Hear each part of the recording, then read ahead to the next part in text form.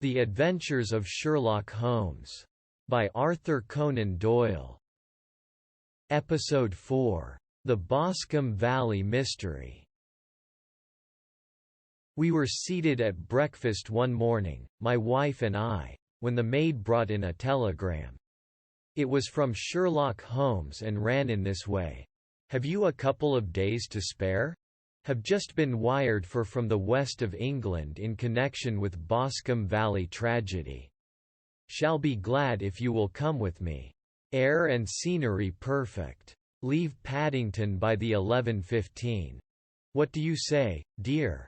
said my wife, looking across at me. "Will you go? I really don't know what to say. I have a fairly long list at present." "Oh, Anstruther would do your work for you. You have been looking a little pale lately. I think that the change would do you good, and you are always so interested in Mr. Sherlock Holmes' cases. I should be ungrateful if I were not, seeing what I gained through one of them," I answered. "But if I am to go, I must pack at once, for I have only half an hour." My experience of camp life in Afghanistan had at least had the effect of making me a prompt and ready traveler. My wants were few and simple, so that in less than the time stated I was in a cab with my valise, rattling away to Paddington Station. Sherlock Holmes was pacing up and down the platform, his tall, gaunt figure made even gaunter and taller by his long grey traveling cloak and close-fitting cloth cap. "It is really very good of you to come, Watson," said he. "It makes a considerable difference to me, having someone with me on whom I can thoroughly rely. Local aid is always either worthless or else biased. If you will keep the two corner seats I shall get the tickets." We had the carriage to ourselves save for an immense litter of papers which Holmes had brought with him. Among these he rummaged and read, with intervals of note-taking and of meditation, until we were past reading. Then he suddenly rolled them all into a gigantic ball and tossed them up onto the rack. "Have you heard anything of the case?" he asked. "Not a word. I have not seen a paper for some days. The London press has not had very full accounts.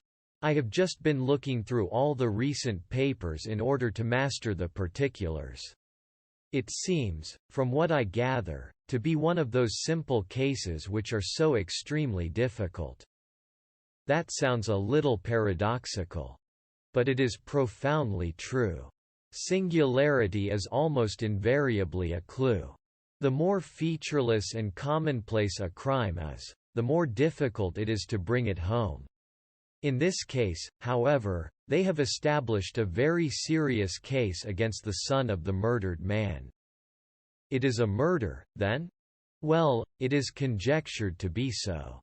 I shall take nothing for granted until I have the opportunity of looking personally into it. I will explain the state of things to you, as far as I have been able to understand it, in a very few words. Boscombe Valley is a country district not very far from Ross, in Herefordshire. The largest landed proprietor in that part is a Mr. John Turner, who made his money in Australia and returned some years ago to the old country. One of the farms which he held, that of Hatherley, was let to Mr. Charles McCarthy, who was also an ex-Australian. The men had known each other in the colonies, so that it was not unnatural that when they came to settle down they should do so as near each other as possible. Turner was apparently the richer man, so McCarthy became his tenant. But still remained, it seems, upon terms of perfect equality, as they were frequently together.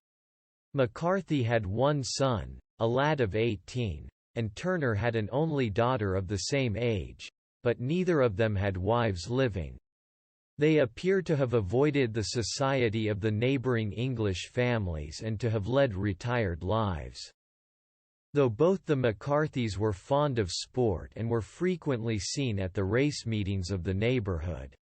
McCarthy kept two servants, a man and a girl. Turner had a considerable household, some half-dozen at the least. That is as much as I have been able to gather about the families. Now for the facts.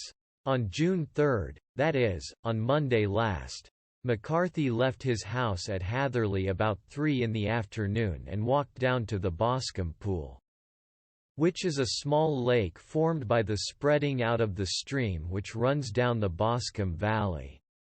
He had been out with his serving man in the morning at Ross, and he had told the man that he must hurry, as he had an appointment of importance to keep at 3.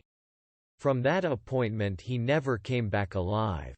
From Hatherley farmhouse to the Boscombe Pool is 1/4 mile, and 2 people saw him as he passed over this ground. One was an old woman, whose name is not mentioned, and the other was William Crowder, a gamekeeper in the employ of Mr. Turner. Both these witnesses depose that Mr. McCarthy was walking alone. The gamekeeper adds that within a few minutes of his seeing Mr. McCarthy pass he had seen his son, Mr. James McCarthy, going the same way with a gun under his arm. To the best of his belief, the father was actually in sight at the time, and the son was following him. He thought no more of the matter until he heard in the evening of the tragedy that had occurred. The 2 McCarthys were seen after the time when William Crowder, the gamekeeper, lost sight of them. The Boscombe Pool is thickly wooded round, with just a fringe of grass and of reeds round the edge. A girl of 14, Patience Moran, who is the daughter of the lodge keeper of the Boscombe Valley estate, was in one of the woods picking flowers. She states that while she was there she saw, at the border of the wood and close by the lake, Mr. McCarthy and his son, and that they appeared to be having a violent quarrel. She heard Mr. McCarthy the elder using very strong language to his son, and she saw the latter raise up his hand as if to strike his father. She was so frightened by their violence that she ran away and told her mother when she reached home that she had left the 2 McCarthys quarreling near Boscombe Pool, and that she was afraid that they were going to fight. She had hardly said the words when young Mr. McCarthy came running up to the lodge to say that he had found his father dead in the wood, and to ask for the help of the lodge keeper. He was much excited, without either his gun or his hat, and his right hand and sleeve were observed to be stained with fresh blood. On following him they found the dead body stretched out upon the grass beside the pool. The head had been beaten in by repeated blows of some heavy and blunt weapon. The injuries were such as might very well have been inflicted by the butt end of his son's gun, which was found lying on the grass within a few paces of the body. Under these circumstances the young man was instantly arrested, and a verdict of willful murder having been returned at the inquest on Tuesday. He was on Wednesday brought before the magistrates at Ross, who have referred the case to the next assizes. Those are the main facts of the case as they came out before the coroner and the police court. I could hardly imagine a more damning case, I remarked. If ever circumstantial evidence pointed to a criminal it does so here. Circumstantial evidence is a very tricky thing, answered Holmes thoughtfully. It may seem to point very straight to one thing. But if you shift your own point of view a little, you may find it pointing in an equally uncompromising manner to something entirely different. It must be confessed, however, that the case looks exceedingly grave against the young man, and it is very possible that he is indeed the culprit. There are several people in the neighborhood, however, and among them Miss Turner, the daughter of the neighboring landowner, who believe in his innocence, and who have retained Lestrade, whom you may recollect in connection with the Study in Scarlet, to work out the case in his interest. Lestrade, being rather puzzled, has referred the case to me. And hence it is that two middle-aged gentlemen are flying westward at 50 miles an hour instead of quietly digesting their breakfasts at home. I am afraid, said I, that the facts are so obvious that you will find little credit to be gained out of this case. There is nothing more deceptive than an obvious fact, he answered, laughing. Besides, we may chance to hit upon some other obvious facts which may have been by no means obvious to Mr. Lestrade. You know me too well to think that I am boasting when I say that I shall either confirm or destroy his theory by means which he is quite incapable of employing, or even of understanding. To take the first example to hand, I very clearly perceive that in your bedroom the window is upon the right-hand side, and yet I question whether Mr. Lestrade would have noted even so self-evident a thing as that. How on earth? My dear fellow, I know you well. I know the military neatness which characterizes you. You shave every morning, and in this season you shave by the sunlight, but since your shaving is less and less complete as we get farther back on the left side, until it becomes positively slovenly. As we get round the angle of the jaw, it is surely very clear that that side is less illuminated than the other. I could not imagine a man of your habits looking at himself in an equal light and being satisfied with such a result. I only quote this as a trivial example of observation and inference. Therein lies my métier, and it is just possible that it may be of some service in the investigation which lies before us.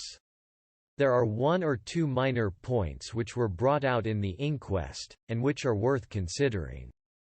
What are they? It appears that his arrest did not take place at once, but after the return to Hatherley Farm. On the inspector of constabulary informing him that he was a prisoner. He remarked that he was not surprised to hear it, and that it was no more than his deserts.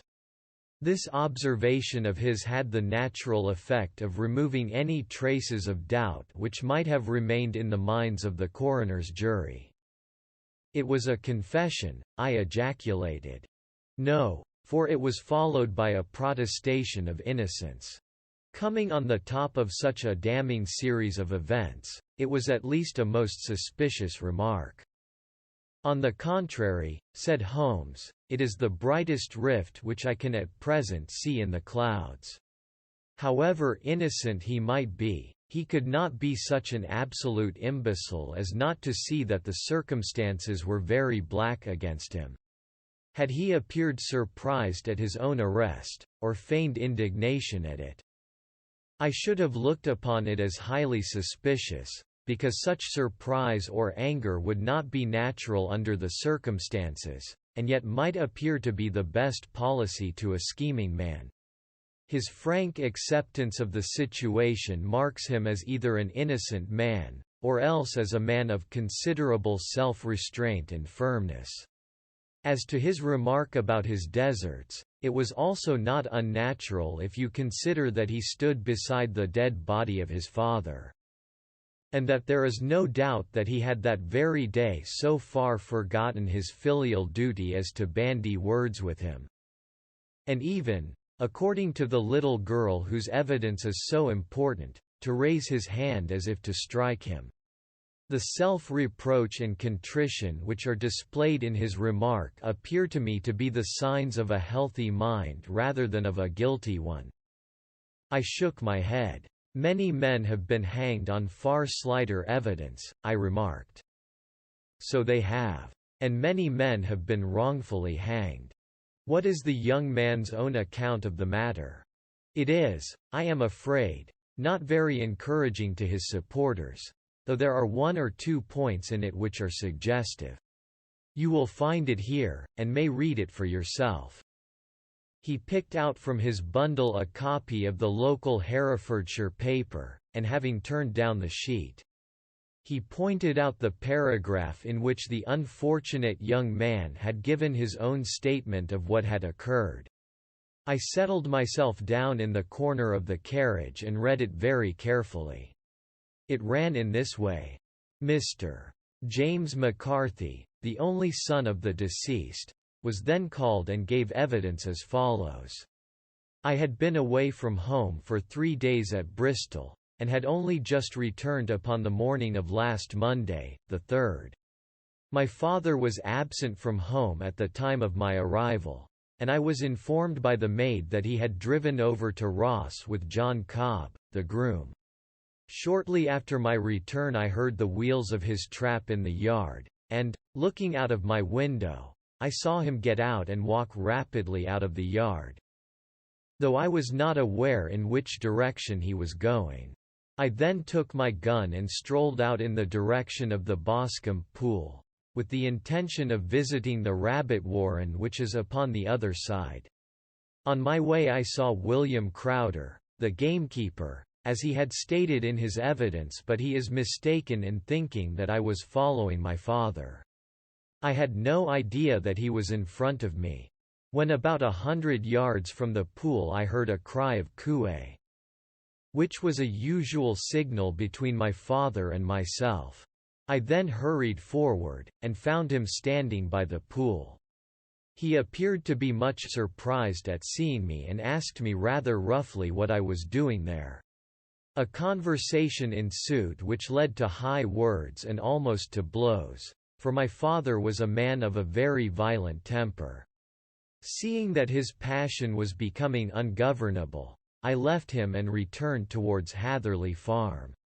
I had not gone more than 150 yards, however, when I heard a hideous outcry behind me, which caused me to run back again. I found my father expiring upon the ground, with his head terribly injured. I dropped my gun and held him in my arms, but he almost instantly expired. I knelt beside him for some minutes, and then made my way to Mr. Turner's lodge keeper, his house being the nearest, to ask for assistance. I saw no one near my father when I returned, and I have no idea how he came by his injuries. He was not a popular man, being somewhat cold and forbidding in his manners, but he had, as far as I know, no active enemies. I know nothing further of the matter. The coroner: Did your father make any statement to you before he died? Witness: He mumbled a few words, but I could only catch some allusion to a rat. The coroner: What did you understand by that? Witness: It conveyed no meaning to me. I thought that he was delirious. The coroner: What was the point upon which you and your father had this final quarrel? Witness: I should prefer not to answer. The coroner: I am afraid that I must press it. Witness: It is really impossible for me to tell you. I can assure you that it has nothing to do with the sad tragedy which followed. The coroner: That is for the court to decide. I need not point out to you that your refusal to answer will prejudice your case considerably in any future proceedings which may arise. Witness: I must still refuse. The coroner: I understand that the cry of "Cooey" was a common signal between you and your father? Witness: It was. The coroner: How was it, then, that he uttered it before he saw you, and before he even knew that you had returned from Bristol? Witness: With considerable confusion, I do not know. A juryman: Did you see nothing which aroused your suspicions when you returned on hearing the cry and found your father fatally injured? Witness: Nothing definite. The coroner: What do you mean? Witness: I was so disturbed and excited as I rushed out into the open, that I could think of nothing except of my father. Yet I have a vague impression that as I ran forward something lay upon the ground to the left of me. It seemed to me to be something grey in color, a coat of some sort, or a plaid perhaps. When I rose from my father I looked round for it, but it was gone. Do you mean that it disappeared before you went for help? Yes, it was gone. You cannot say what it was? No, I had a feeling something was there. How far from the body? A dozen yards or so. And how far from the edge of the wood? About the same. Then if it was removed it was while you were within a dozen yards of it? Yes, but with my back towards it. This concluded the examination of the witness. I see, said I as I glanced down the column, that the coroner in his concluding remarks was rather severe upon young McCarthy. He calls attention, and with reason, to the discrepancy about his father. Having signalled to him before seeing him, also to his refusal to give details of his conversation with his father, and his singular account of his father's dying words. They are all, as he remarks, very much against the son. Holmes laughed softly to himself and stretched himself out upon the cushioned seat. Both you and the coroner have been at some pains, said he, to single out the very strongest points in the young man's favor. Don't you see that you alternately give him credit for having too much imagination and too little? Too little, if he could not invent a cause of quarrel.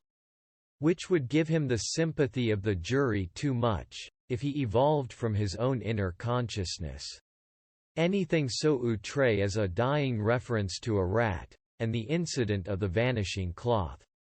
No, sir, I shall approach this case from the point of view that what this young man says is true, and we shall see whither that hypothesis will lead us. And now here is my pocket Petrarch, and not another word shall I say of this case until we are on the scene of action. We lunch at Swindon, and I see that we shall be there in 20 minutes. It was nearly 4 o'clock when we at last, after passing through the beautiful Stroud Valley, and over the broad, gleaming Severn, found ourselves at the pretty little country town of Ross. A lean, ferret-like man, furtive and sly-looking, was waiting for us upon the platform. In spite of the light brown dustcoat and leather leggings, which he wore in deference to his rustic surroundings, I had no difficulty in recognizing Lestrade, of Scotland Yard. With him we drove to the Hereford Arms, where a room had already been engaged for us. "I have ordered a carriage," said Lestrade as we sat over a cup of tea. "I knew your energetic nature, and that you would not be happy until you had been on the scene of the crime." "It was very nice and complimentary of you," Holmes answered. "It is entirely a question of barometric pressure." Lestrade looked startled. "I do not quite follow," he said. "How is the glass?" 29, I see. No wind, and not a cloud in the sky. I have a caseful of cigarettes here which need smoking, and the sofa is very much superior to the usual country hotel abomination. I do not think that it is probable that I shall use the carriage tonight." Lestrade laughed indulgently. "You have, no doubt, already formed your conclusions from the newspapers," he said. "The case is as plain as a pikestaff, and the more one goes into it the plainer it becomes. Still, of course, one can't refuse a lady, and such a very positive one, too. She has heard of you, and would have your opinion, though I repeatedly told her that there was nothing which you could do which I had not already done. Why, bless my soul! Here is her carriage at the door." He had hardly spoken before there rushed into the room one of the most lovely young women that I have ever seen in my life. Her violet eyes shining, her lips parted, a pink flush upon her cheeks, all thought of her natural reserve lost in her overpowering excitement and concern. "Oh, Mr. Sherlock Holmes!" she cried, glancing from one to the other of us. And finally, with a woman's quick intuition, fastening upon my companion, "I am so glad that you have come. I have driven down to tell you so. I know that James didn't do it. I know it, and I want you to start upon your work knowing it, too. Never let yourself doubt upon that point. We have known each other since we were little children, and I know his faults as no one else does, but he is too tender-hearted to hurt a fly. Such a charge is absurd to anyone who really knows him. I hope we may clear him, Miss Turner," said Sherlock Holmes. "You may rely upon my doing all that I can." But you have read the evidence. You have formed some conclusion? Do you not see some loophole, some flaw? Do you not yourself think that he is innocent? I think that it is very probable. There, now!" she cried, throwing back her head and looking defiantly at Lestrade. "You hear? He gives me hopes." Lestrade shrugged his shoulders. "I am afraid that my colleague has been a little quick in forming his conclusions," he said. "But he is right. Oh, I know that he is right. James never did it. And about his quarrel with his father, I am sure that the reason why he would not speak about it to the coroner was because I was concerned in it." "In what way?" asked Holmes. "It is no time for me to hide anything. James and his father had many disagreements about me. Mr. McCarthy was very anxious that there should be a marriage between us. James and First have always loved each other as brother and sister. But of course he is young and has seen very little of life yet, and well, he naturally did not wish to do anything like that yet. So there were quarrels, and this, I am sure, was one of them." "And your father?" asked Holmes. "Was he in favor of such a union?" "No, he was averse to it also. No one but Mr. McCarthy was in favor of it." A quick blush passed over her fresh young face as Holmes shot one of his keen, questioning glances at her. "Thank you for this information," said he. "May I see your father if I call tomorrow? I am afraid the doctor won't allow it." "The doctor?" "Yes, have you not heard? Poor father has never been strong for years back, but this has broken him down completely. He has taken to his bed, and Dr. Willows says that he is a wreck and that his nervous system is shattered. Mr. McCarthy was the only man alive who had known Dad in the old days in Victoria." "Ha! In Victoria. That is important." "Yes, at the mines." "Quite so, at the gold mines, where, as I understand, Mr. Turner made his money." "Yes, certainly. Thank you, Miss Turner. You have been of material assistance to me. You will tell me if you have any news tomorrow. No doubt you will go to the prison to see James. Oh, if you do, Mr.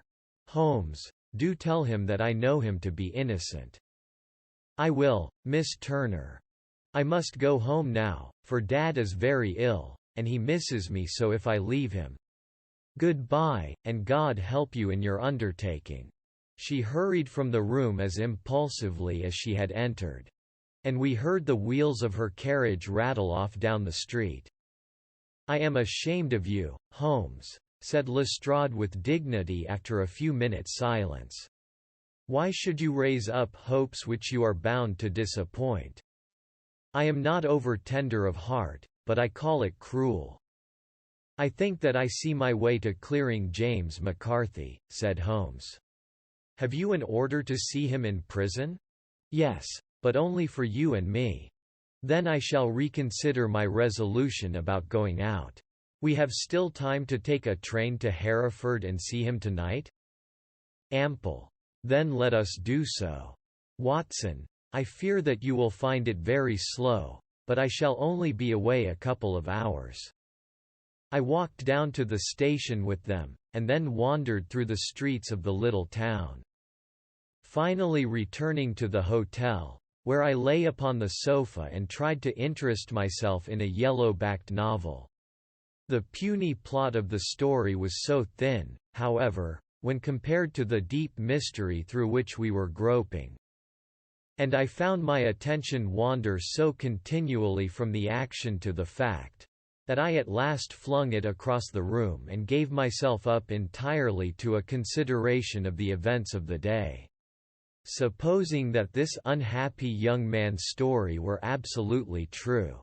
Then what hellish thing, what absolutely unforeseen and extraordinary calamity could have occurred between the time when he parted from his father, and the moment when, drawn back by his screams, he rushed into the glade?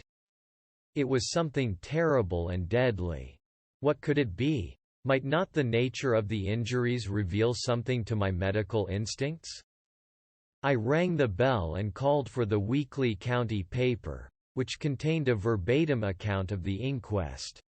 In the surgeon's deposition it was stated that the posterior third of the left parietal bone and the left half of the occipital bone had been shattered by a heavy blow from a blunt weapon. I marked the spot upon my own head. Clearly such a blow must have been struck from behind.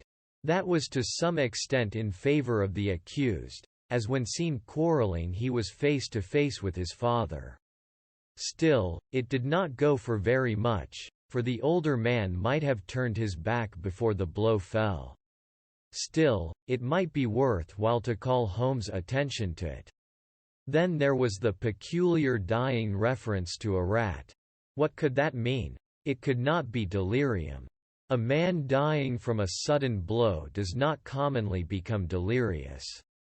No, it was more likely to be an attempt to explain how he met his fate. But what could it indicate? I cudgelled my brains to find some possible explanation. And then the incident of the grey cloth seen by young McCarthy. If that were true, the murderer must have dropped some part of his dress. Presumably his overcoat, in his flight, and must have had the hardihood to return and to carry it away at the instant when the son was kneeling with his back turned not a dozen paces off. What a tissue of mysteries and improbabilities the whole thing was! I did not wonder at Lestrade's opinion. And yet I had so much faith in Sherlock Holmes' insight that I could not lose hope as long as every fresh fact seemed to strengthen his conviction of young McCarthy's innocence. It was late before Sherlock Holmes returned. He came back alone, for Lestrade was staying in lodgings in the town. "The glass still keeps very high," he remarked as he sat down. "It is of importance that it should not rain before we are able to go over the ground. On the other hand, a man should be at his very best and keenest for such nice work as that, and I did not wish to do it when fagged by a long journey. I have seen young McCarthy." "And what did you learn from him?" "Nothing. Could he throw no light?" "None at all. I was inclined to think at one time that he knew who had done it and was screening him or her, but I am convinced now that he is as puzzled as everyone else. He is not a very quick-witted youth, though comely to look at and, I should think, sound at heart." "I cannot admire his taste," I remarked, "if it is indeed a fact that he was averse to a marriage with so charming a young lady as this Miss Turner. Ah! Thereby hangs a rather painful tale. This fellow is madly, insanely, in love with her, but some 2 years ago. When he was only a lad, and before he really knew her, for she had been away 5 years at a boarding school. What does the idiot do but get into the clutches of a barmaid in Bristol and marry her at a registry office? No one knows a word of the matter.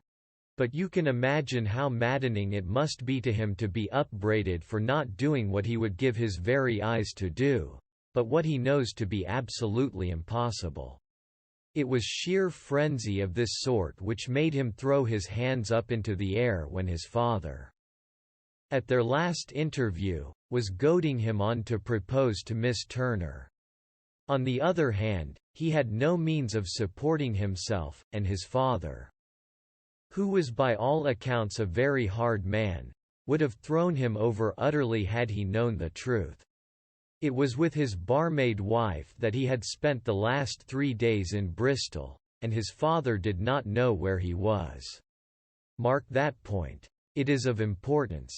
Good has come out of evil, however, for the barmaid, finding from the papers that he is in serious trouble and likely to be hanged, has thrown him over utterly and has written to him to say that she has a husband already in the Bermuda dockyard, so that there is really no tie between them. I think that that bit of news has consoled young McCarthy for all that he has suffered. But if he is innocent, who has done it? Ah! Who? I would call your attention very particularly to 2 points. One is that the murdered man had an appointment with someone at the pool, and that the someone could not have been his son, for his son was away, and he did not know when he would return. The second is that the murdered man was heard to cry, "Kue," before he knew that his son had returned. Those are the crucial points upon which the case depends. And now let us talk about George Meredith, if you please, and we shall leave all minor matters until tomorrow. There was no rain, as Holmes had foretold, and the morning broke bright and cloudless. At 9 o'clock Lestrade called for us with the carriage, and we set off for Hatherley Farm and the Boscombe Pool. "There is serious news this morning," Lestrade observed. "It is said that Mr. Turner of the Hall is so ill that his life is despaired of." "An elderly man, I presume?" said Holmes. "About 60, but his constitution has been shattered by his life abroad, and he has been in failing health for some time. This business has had a very bad effect upon him. He was an old friend of McCarthy's, and, I may add, a great benefactor to him, for I have learned that he gave him Hatherley Farm rent-free." "Indeed. That is interesting," said Holmes. "Oh, yes. In 100 other ways he has helped him. Everybody about here speaks of his kindness to him. Really. Does it not strike you as a little singular that this McCarthy, who appears to have had little of his own, and to have been under such obligations to Turner, should still talk of marrying his son to Turner's daughter, who is, presumably, heiress to the estate, and that in such a very cocksure manner, as if it were merely a case of a proposal? And all else would follow? It is the more strange, since we know that Turner himself was averse to the idea. The daughter told us as much. Do you not deduce something from that?" "We have got to the deductions and the inferences," said Lestrade, winking at me. "I find it hard enough to tackle facts, Holmes, without flying away after theories and fancies." "You are right," said Holmes demurely. "You do find it very hard to tackle the facts. Anyhow, I have grasped one fact which you seem to find it difficult to get hold of," replied Lestrade with some warmth. "And that is, that McCarthy Sr. met his death from McCarthy Jr. and that all theories to the contrary are the merest moonshine." "Well, moonshine is a brighter thing than fog," said Holmes, laughing. "But I am very much mistaken if this is not Hatherley Farm upon the left." "Yes, that is it. It was a widespread, comfortable-looking building, 2-storied, slate-roofed, with great yellow blotches of lichen upon the grey walls. The drawn blinds and the smokeless chimneys, however, gave it a stricken look, as though the weight of this horror still lay heavy upon it. We called at the door, when the maid, at Holmes' request, showed us the boots which her master wore at the time of his death, and also a pair of the son's, though not the pair which he had then had.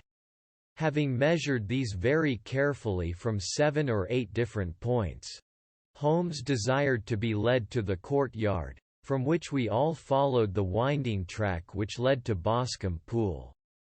Sherlock Holmes was transformed when he was hot upon such a scent as this.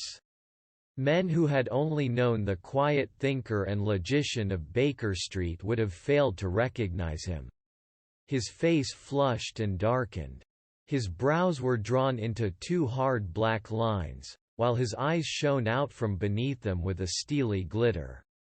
His face was bent downward, his shoulders bowed, his lips compressed, and the veins stood out like whipcord in his long, sinewy neck.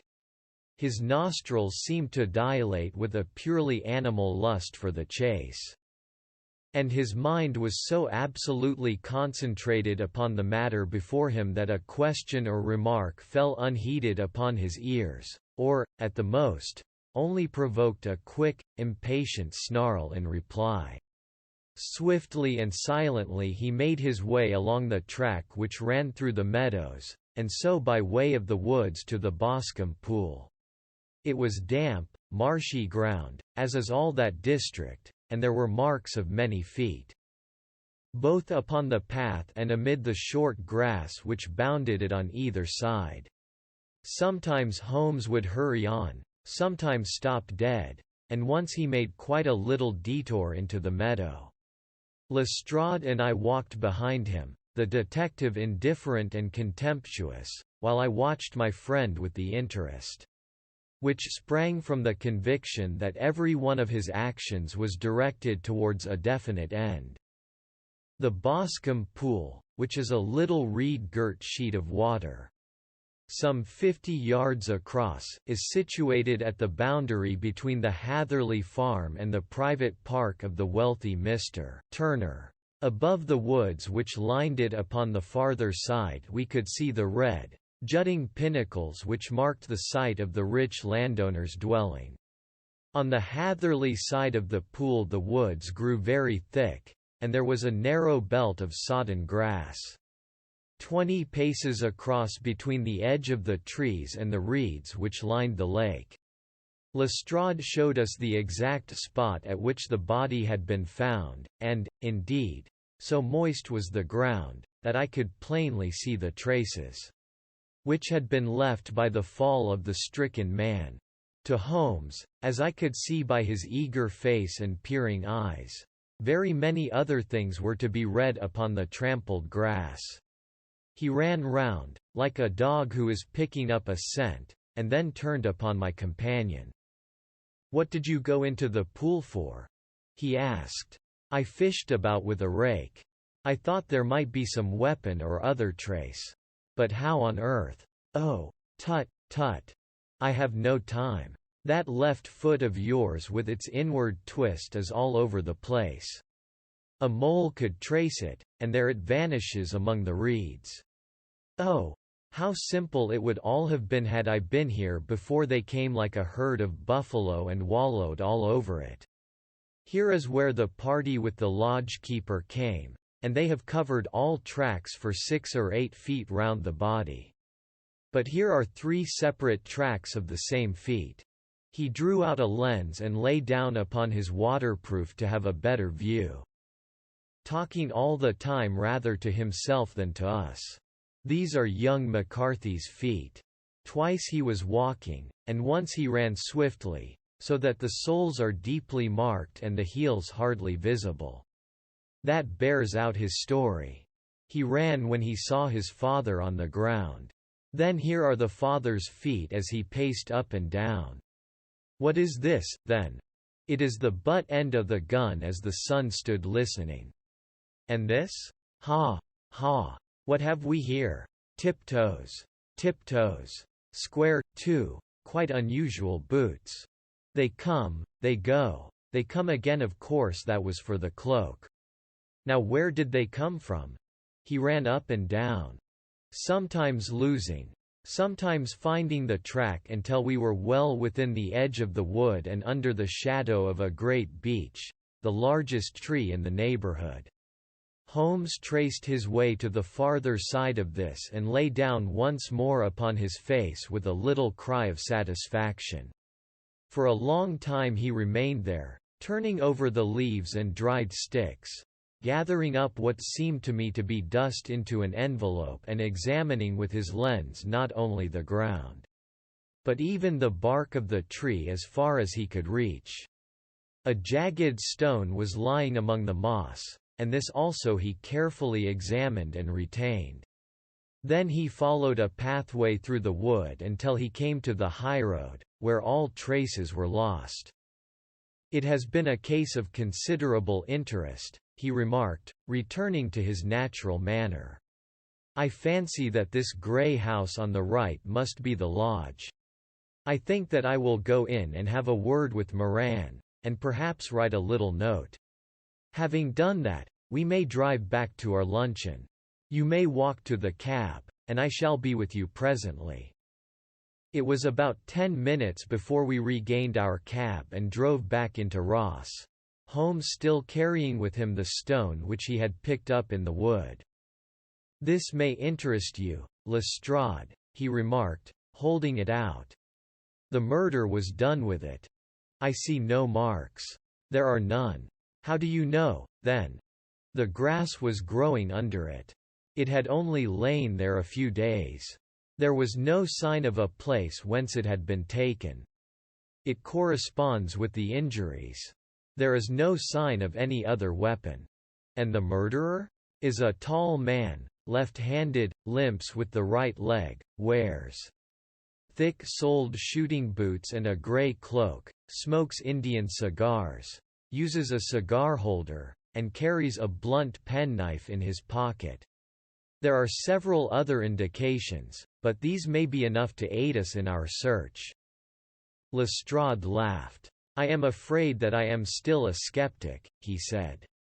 "Theories are all very well, but we have to deal with a hard-headed British jury." "Nous verrons," answered Holmes calmly. "You work your own method, and I shall work mine. I shall be busy this afternoon, and shall probably return to London by the evening train." "And leave your case unfinished?" "No, finished. But the mystery? It is solved. Who was the criminal, then?" "The gentleman I describe." "But who is he? Surely it would not be difficult to find out. This is not such a populous neighborhood." Lestrade shrugged his shoulders. "I am a practical man," he said, "and I really cannot undertake to go about the country looking for a left-handed gentleman with a game leg. I should become the laughingstock of Scotland Yard." "All right," said Holmes quietly. "I have given you the chance. Here are your lodgings. Good-bye. I shall drop you a line before I leave." Having left Lestrade at his rooms, we drove to our hotel, where we found lunch upon the table. Holmes was silent and buried in thought with a pained expression upon his face, as one who finds himself in a perplexing position.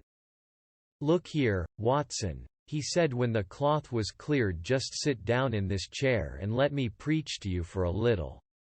I don't know quite what to do, and I should value your advice. Light a cigar and let me expound." "Pray do so."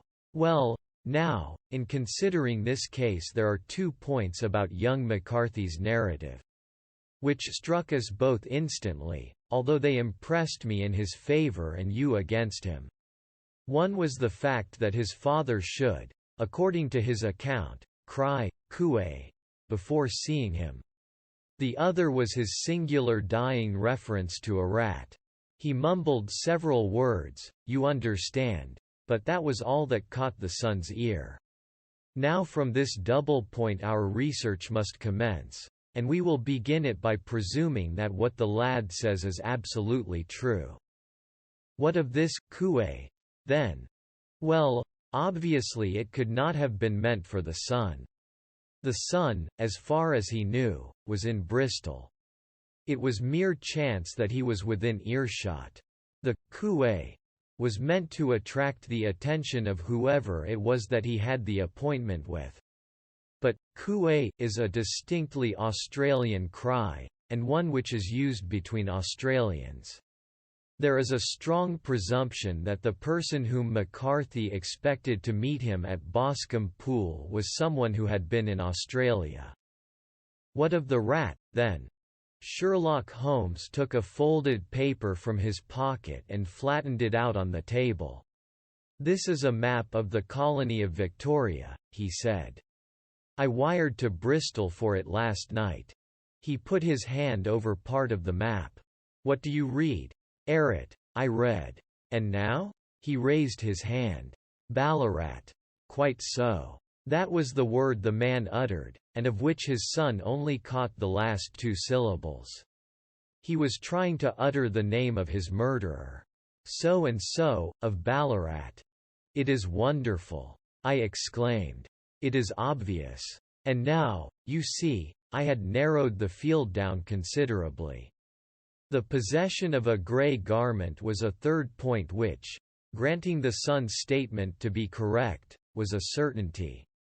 We have come now out of mere vagueness to the definite conception of an Australian from Ballarat with a grey cloak. Certainly.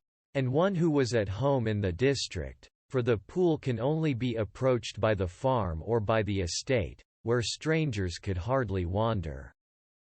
Quite so. Then comes our expedition of today. By an examination of the ground I gained the trifling details which I gave to that imbecile Lestrade, as to the personality of the criminal. But how did you gain them? You know my method.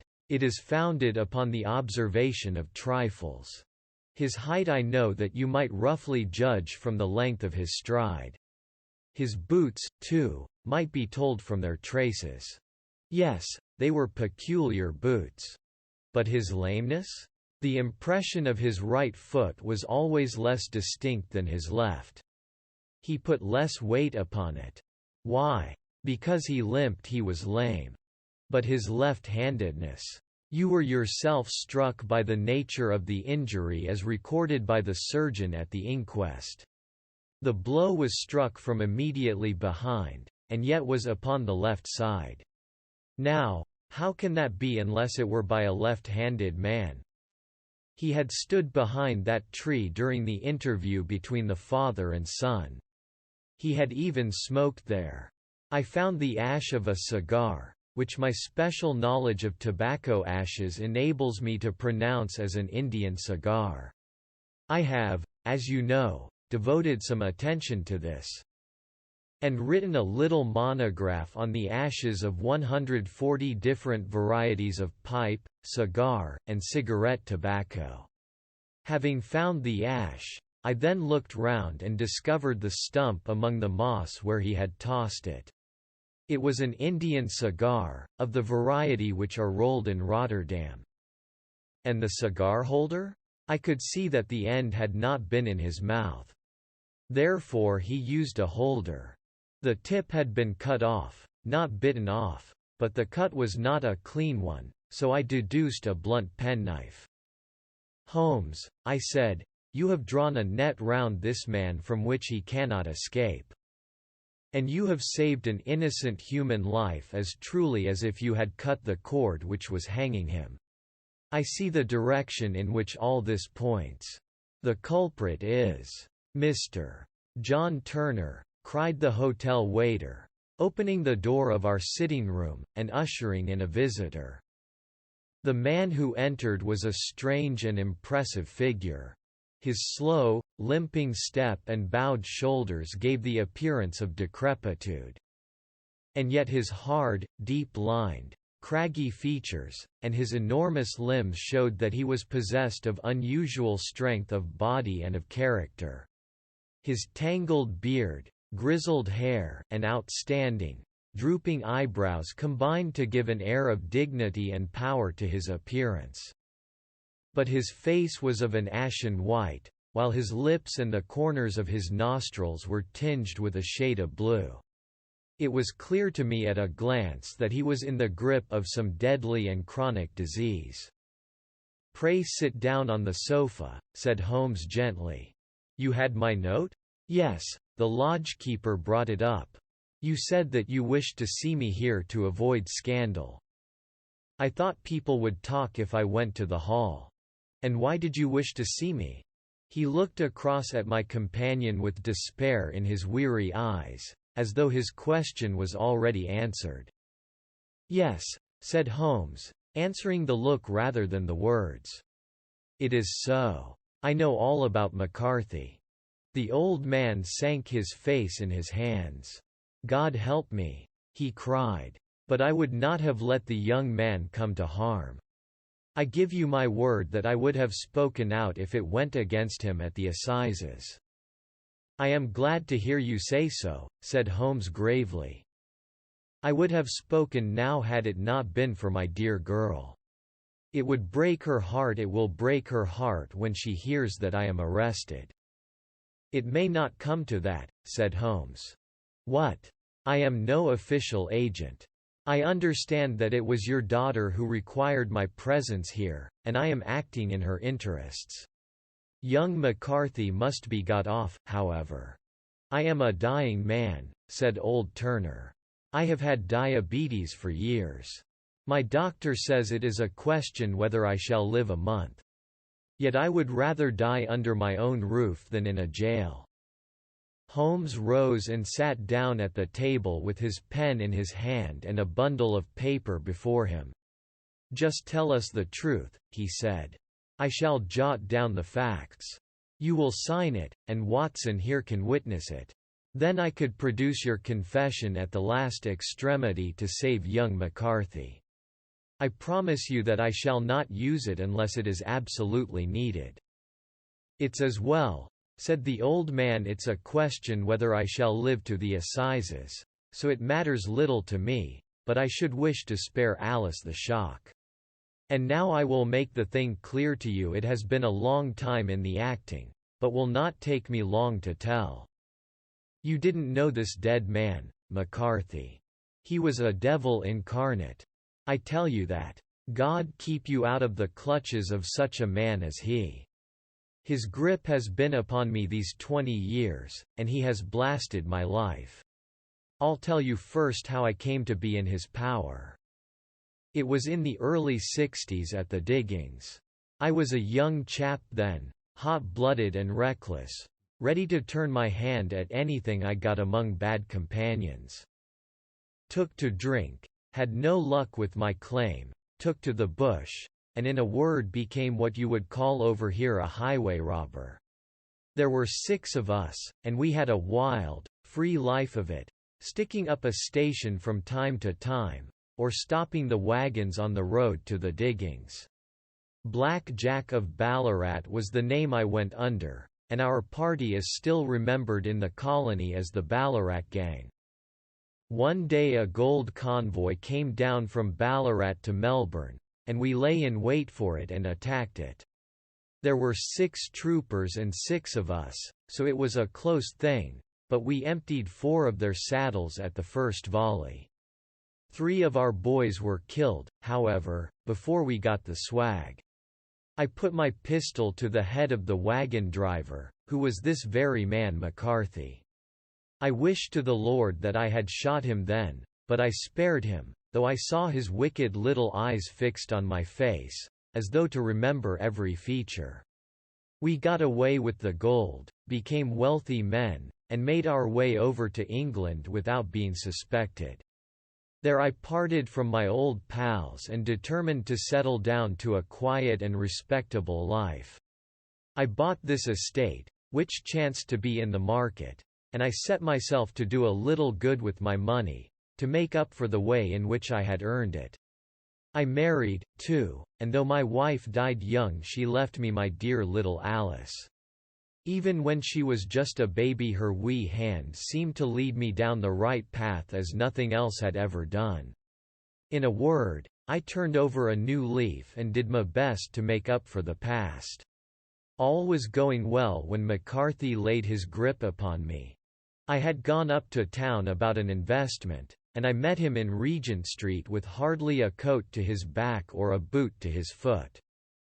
"Here we are, Jack," says he, touching me on the arm. "We'll be as good as a family to you. There's 2 of us, me and my son, and you can have the keeping of us. If you don't it's a fine, law-abiding country as England, and there's always a policeman within hail." Well, down they came to the West Country. There was no shaking them off, and there they have lived rent-free on my best land ever since. There was no rest for me, no peace, no forgetfulness turn where I would. There was his cunning, grinning face at my elbow. It grew worse as Alice grew up, for he soon saw I was more afraid of her knowing my past than of the police. Whatever he wanted he must have, and whatever it was I gave him without question, land, money, houses, until at last he asked a thing which I could not give. He asked for Alice. His son, you see, had grown up, and so had my girl, and as I was known to be in weak health, it seemed a fine stroke to him that his lad should step into the whole property. But there I was firm. I would not have his cursed stock mixed with mine, not that I had any dislike to the lad. But his blood was in him, and that was enough. I stood firm. McCarthy threatened. I braved him to do his worst. We were to meet at the pool midway between our houses to talk it over. When I went down there I found him talking with his son, so I smoked a cigar and waited behind a tree until he should be alone. But as I listened to his talk, all that was black and bitter in me seemed to come uppermost. He was urging his son to marry my daughter with as little regard for what she might think as if she were a slut from off the streets. It drove me mad to think that I and all that I held most dear should be in the power of such a man as this. Could I not snap the bond? I was already a dying and a desperate man. Though clear of mind and fairly strong of limb, I knew that my own fate was sealed. But my memory and my girl, both could be saved if I could but silence that foul tongue. I did it, Mr. Holmes. I would do it again. Deeply as I have sinned, I have led a life of martyrdom to atone for it. But that my girl should be entangled in the same meshes which held me was more than I could suffer. I struck him down with no more compunction than if he had been some foul and venomous beast. His cry brought back his son, but I had gained the cover of the wood, though I was forced to go back to fetch the cloak which I had dropped in my flight. That is the true story, gentlemen, of all that occurred. Well, it is not for me to judge you, said Holmes as the old man signed the statement which had been drawn out. I pray that we may never be exposed to such a temptation. I pray not, sir. And what do you intend to do? In view of your health, nothing. You are yourself aware that you will soon have to answer for your deed at a higher court than the assizes. I will keep your confession, and if McCarthy is condemned I shall be forced to use it. If not, it shall never be seen by mortal eye, and your secret, whether you be alive or dead, shall be safe with us. Farewell, then, said the old man solemnly. Your own deathbeds, when they come, will be the easier for the thought of the peace which you have given to mine. Tottering and shaking in all his giant frame, he stumbled slowly from the room. God help us, said Holmes after a long silence. Why does fate play such tricks with poor, helpless worms? I never hear of such a case as this, that I do not think of Baxter's words, and say, there, but for the grace of God, goes Sherlock Holmes. James McCarthy was acquitted at the assizes on the strength of a number of objections which had been drawn out by Holmes and submitted to the defending counsel. Old Turner lived for 7 months after our interview, but he is now dead. And there is every prospect that the son and daughter may come to live happily together in ignorance of the black cloud which rests upon their past.